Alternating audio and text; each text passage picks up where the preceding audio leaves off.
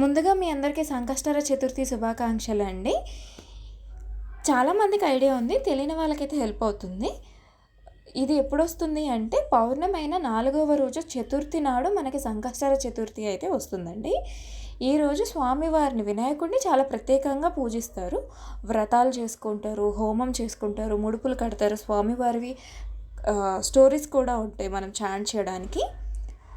స్వామివారు ప్రత్యేకంగా నేను చేసుకుంది ఏంటి అంటే, నా స్తోమతకు తగ్గట్టు పంచామృతాలతో అభిషేకించుకొని, నేను స్వామివారికి దీపధూప నైవేద్యాలు సమర్పించుకొని ఈరోజైతే పూజ చేసుకున్నానండి.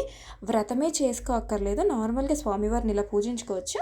ఏం చేసినా చేయకపోయినా స్వామివారికి ఈరోజు పొద్దున్నుంచి రాత్రి వరకు ఎవరైనా ఉపవాసం ఉండి, చంద్రుడిని చూసి చంద్రోదయం వరకు ఉపవాసం ఉండి, చంద్రుడిని చూసి మనం ఉపవాసం వదిలితే చాలా అంటే చాలా ఫలితం వస్తుందండి. అంటే హోమం చేసినంత ఫలితం అయితే ఉంటుందంటారు.